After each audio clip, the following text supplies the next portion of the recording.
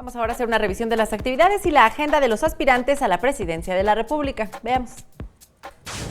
Andrés Manuel López Obrador, candidato presidencial de la coalición Juntos Haremos Historia, realizó un recorrido a pie en las principales calles de la zona centro de Salamanca, en Guanajuato. Ahí hizo un llamado para pacificar al país luego de la violencia que ha alcanzado a candidatos de diversos partidos políticos. Para este jueves se espera que López Obrador tenga una reunión con empresarios en la Ciudad de México. Por la tarde visitará Acapulco, Guerrero. Por su parte, el candidato de la Coalición por México al Frente, Ricardo Anaya, participó en el foro Diálogos Manifiesto México. Al salir, abordó el tema del hackeo de bancos, pidió reforzar las medidas de seguridad que garanticen certidumbre en el mercado y en todas las transacciones bancarias en nuestro país.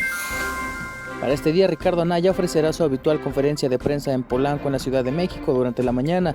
Ya por la tarde encabezará una concentración ciudadana en el gimnasio de la Universidad de Sonora. En tanto, el candidato de la coalición Todos por México, José Antonio Meade, realizó un mitin en Morelos, donde aseguró que en ningún país del mundo las elecciones se resuelven con encuestas, y en ese sentido externó su confianza de ganar los comicios del próximo 1 de julio, porque dijo, su propuesta es la que puede mejorar las condiciones de vida de los mexicanos. José Antonio Meade asistirá este día al foro Diálogos Manifiesto México, organizado por la Confederación Patronal de la República Mexicana.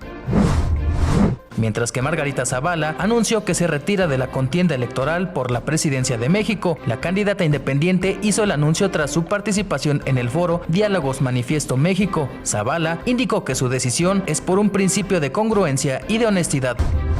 Por último, Jaime Rodríguez Calderón, candidato independiente a la presidencia de la República, realizó un mitin en Guadalupe, Nuevo León, donde dijo que para cambiar a México, los ciudadanos deben atreverse a hacer lo que nadie ha hecho. Dijo que no regresarán a ese pasado que tiene atados a un sistema caduco y obsoleto.